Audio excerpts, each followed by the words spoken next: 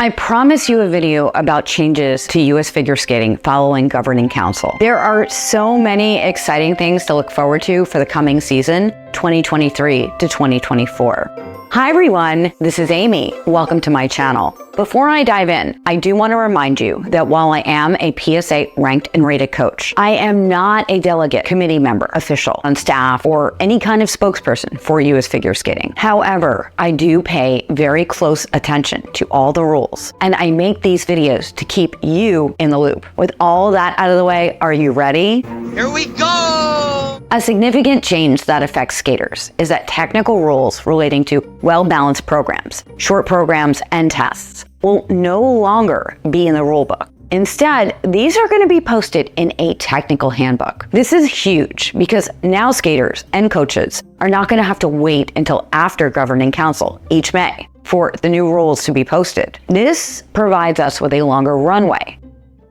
to plan and choreograph new programs. The technical committees are aiming to get these posted March-ish. This will ensure everyone has more lead time to prepare for each new season. Next up is Aspire. The Aspire program membership passed. It will take effect for the 2023 to 2024 season. I'm the director of the Aspire program at Ice Vault in Wayne, New Jersey. If you're unfamiliar with Aspire, the US Figure Skating Aspire program is a bridge from Learn to Skate USA, group classes, and full US Figure Skating membership. Aspire offers skaters an affordable, comprehensive package program in a safe and supportive group training environment for skaters in or approaching the free skate levels of Learn to Skate USA. Skaters can learn proper skill development and training techniques while sampling different skating disciplines and opportunities, while fine-tuning their fundamental skating skills. The Aspire program is customizable, so each program has some freedom to offer programming that works best for its location. Still, every program should be designed to introduce beginning figure skaters to a training program and welcome new skaters to the sport. Aspire is also an opportunity to help families keep their costs down and skater motivation high. I am higher with Aspire. Now, all Aspire programs must register and agree to include 3 necessary components: off-ice training, on-ice training classes, and sharing Aspire skater and parent resources. Taking it further, registered Aspire programs will now also include Aspire membership for skaters affiliated with their program. This is a really big deal because Aspire membership is a full US figure skating membership at a reduced price that includes introductory testing privileges for pre-preliminary skating skills and singles free skate tests, adult pre-bronze skating skills, and singles free skate, as well as the 12 preliminary dances. Remember that the names of tests are changing effective July 1st, 2023. As of that date, moves in the field tests will be called skating skills, and free skate tests will now be called singles. That was passed last year at Governing Council. Aspire membership will also include eligibility to participate in Aspire programming, Compete USA, and Standard Track preliminary and lower, as well as adult bronze and lower competition levels. Skaters will register directly for their Aspire membership with their registered Aspire program. Program registration will open the week of June 5th, and Aspire membership will open on July 1st, 2023. For more information about Aspire, you can go to US Figure Skating Members Only. It's under the Skating Opportunities menu.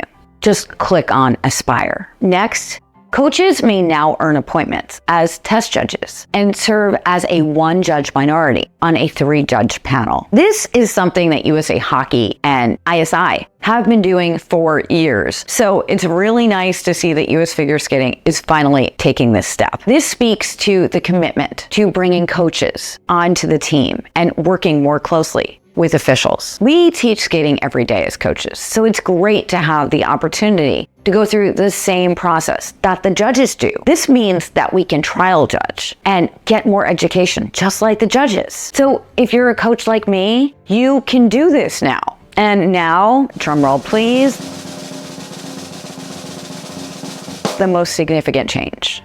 US Figure Skating Coach Membership.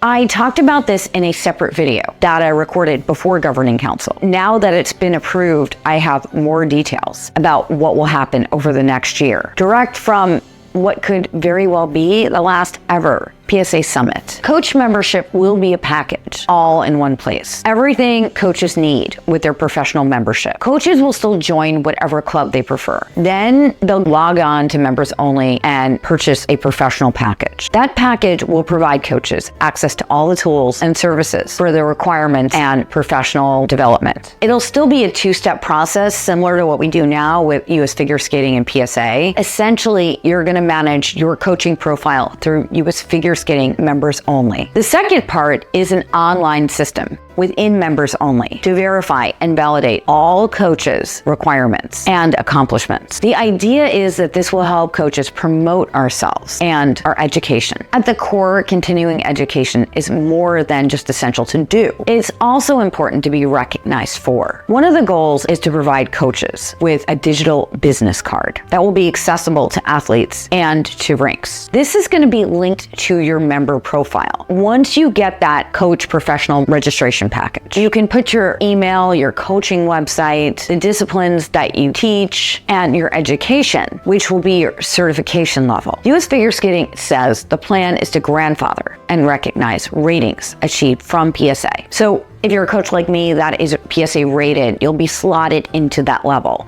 Although the names of the levels are going to likely change, as registered and certified levels are redundant with registering and certifying. So those will likely change to something else. These certifications will appear on the digital business card, so that any PSA ratings that you've achieved through this next year are going to be brought over to US Figure Skating. You'll also be able to select and manage anything official on your US Figure Skating record, such as your test levels and competition levels. You'll be able to display that right on that business card. US Figure Skating will also be able to create materials and documentation designed for parents and athletes searching for a coach, so that they'll know exactly what all those credentials mean. Next, this is super significant. The one missing link we've always had has been that coaches need a voice in US Figure Skating governance. We have not had representation at the board level as a coach. We will now, after 85 years of not having a voice in US Figure Skating. Now coaches will. It took 6 bylaw amendments at Governing Council. This is really to get coaches involved in governance in a meaningful way from the top down with voting rights. This doesn't just benefit the coaches, it helps the skaters we coach, because we're on the ice every day working with them. We are the ones who know what's going on, from Learn to Skate USA skaters to grassroots all the way up to Team USA. US Figure Skating actually even had to revise its mission statement. Open up the rulebook for the current season, depending on when you're watching this. Right now, at the beginning, the mission is we create and cultivate opportunities for participation and achievement in figure skating. Then it lists many of the ways it does this. One of the things it says is officials development and education. Of course, athletes are mentioned many times, yet there is no mention of coaches. That's pretty hard to believe, but it's true. Now that's been changed. Specifically, it will now include that US Figure Skating supports and provides programs for development, education, and certification of our coaches. Right now, what we have is a coaches committee, where the nominating committee nominates the chair. The president appoints the chair. That chair selects whomever they want to appoint to their committee. The new coaches council will be different because coach members will elect their representatives. The plan is to use the model of the Athletes Advisory Committee. The goal is for Coaches Council to reflect the broad experiences of the coaching community. A group of 27 coaches will reflect the coaching community of all levels around the country. Big clubs, small clubs, Team USA, skating directors, etc. So it's going to be more than just elite coaches. Instead of reporting to a group coordinator, this group will report directly to the board of directors. Chair of that group have a non-voting seat on the board. They'll be attending board meetings and be completely plugged in. This group will also select its chair and leadership team, just as the Athletes Advisory Council does. Once the Coaches Council members are elected, that council will elect their chair and a 5-person leadership team. This group will partner with the team responsible for the delivery of the certification system, coach development, and education, as well as athlete development. Plus, most committees will have at least 15% coaches that will serve on those committees. That's critical, as that's where the rule changes happen. The voice of the coaches will matter. It's worded as most committees rather than every committee because the design team felt that coaches really didn't need to be on committees like the legal committee. Although I do know some coaches that are attorneys. Finally, coaches will have voting privileges at Governing Council. Coaches Council will collectively receive 1 delegate vote per 50 members. That will end up being equal to between 10 to 15% of the total voting power at Governing Council. That's approximately the same voting power as club delegates have. If that had been done this year, coaches would have been 15% of the vote at Governing Council, which is about 115 votes. These votes are divided among the 27 members of the committee. Each committee member would get a little more than 4 votes. Currently, coaches are permitted to serve on Governing Council, but they can only serve if a club board selects them. Club delegates must vote on behalf of their club. This change allows coaches to vote on behalf of coaches, independent from your club. Of course, you can still serve as a delegate for your club. That's completely fine. Coaches Committee members will serve staggered 3-year terms so that each member can serve for enough time, but not too long. They want to prevent the entire council from turning over at the same time. So 9 of those members will turn over each year. The council will be able to serve for a maximum of 2 consecutive terms. It would be acceptable for a council member to serve for 2 successive terms, which would be 6 years. Then they can take a break for a year or more and return in the future. What they want to do is establish a rotation so that they can always make space for new opinions and ideas and get more people involved. It's essential to US figure skating that this group may not serve simultaneously on the Athletes Advisory Committee and the Coaches Council. The Athletes Advisory Committee has many young and developing coaches, and that's great. Still, they want to provide a space for more experienced coaches with a more diverse background to have a voice, in addition to the athlete coaches that are already on the Athletes Advisory Committee. The timeline for this is that US Figure Skating will create an interim coaches council for board approval. This will likely occur toward the end of the summer. That group will replace the coaches committee and serve until spring 2025. Again, the coach membership opens on July 1st, 2024. Once that is established, the first election for a coaches council will be in the spring of 2025. Then the elected group will take the place of the interim council. They just didn't want to wait 2 years to be able to do that. That's why we have the interim council. Then they're going to build a team at headquarters that will develop the coach certification, development, and education so they can stand behind what we're doing, so that they can build on the shoulders of those that came before us. There will be a certification system through the new e-learning platform headquarters is working on. The digital business card will plug into that so that people can see what courses you've taken. They really want to emphasize the coaches that have done the most education. They described a coaching development pathway with a prescribed curriculum that goes from one level to the next level to the next level, parallel to the coaches certification. Instead of CERs, we will all take a baseline certification that will remain active through continuing education. We'll keep that baseline certification active, as well as by engaging and participating in the coaching pathway and participating in the assessments that give you each one of those levels. Professional standards will be woven into the curriculum to allow each coach to reach their full potential by leveraging the resources of the US Olympic Committee. There will be a new e-learning platform within the US figure skating side. I think that they can do this rather quickly because they already have something similar that they're using for officials. The development pathway is the American development model of athlete development plan that was pioneered in Canada. This will also be woven into the path. It's probably going to be similar to what we have right now with PSA, but on the US figure skating side. And they're promising more videos, seminars, webinars, and workshops, which will be delivered in person with combined events so that coaches don't miss too much work. Professional development and networking will be a real focus. Next is the influence and connection athlete development and experiences. They want coaches connected to athlete development instead of just changing the rules and expecting coaches to teach the new rule without any input into that role. This brings us to where we as coaches can leverage our voices. The timeline of what this will look like for the next year and how this will affect coaches. This is the transition year. Right now, coaches need to continue taking their CERs through PSA. Remember to do that by June 30th so that you're eligible to coach in the 2023-2024 season. This coming season, everything's the same. All qualifying coaches must still join PSA. That's still mandatory. PSA will still continue to deliver continuing education and ratings throughout the 2023-2024 season. Then from the summer of 2023 to the winter of 24, US Figure Skating will build the coach development programming in partnership with PSA. This is going to be a real building phase. PSA members have also received a survey to determine the future direction of PSA.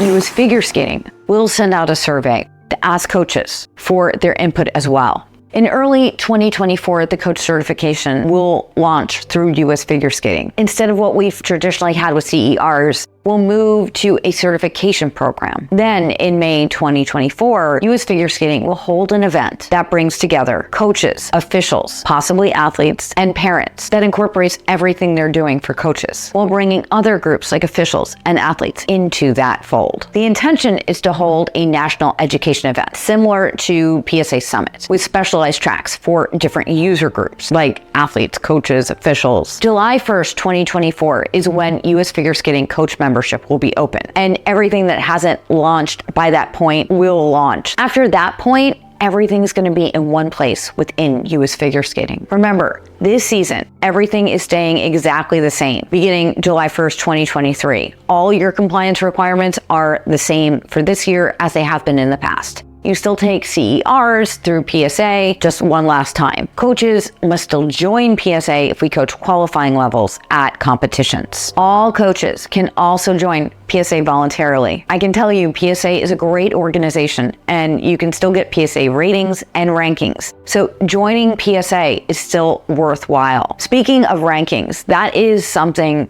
that it sounds like we could lose. Sounds like US Figure Skating feels like it's redundant with the way that they're going to pull in your competitive levels. I personally disagree. The PSA ranking system is recognized globally. In this program, the career coaching record of a PSA member is established only through the accomplishments of skaters or teams under that coach's direction. Rankings are verified by US Figure Skating and ISU records. The entire skating community recognizes this distinguished ranking as a lifetime achievement. There is a one-time fee of $25 that we pay for initial PSA rankings. Then upgrades or rankings or additional disciplines are complimentary as a benefit of PSA membership. I earned my ranking and I paid for that ranking. It is my lifetime achievement in coaching. So I strongly feel that US Figure Skating should honor that and have a space for it in the digital business card. That's my soapbox. Anyway,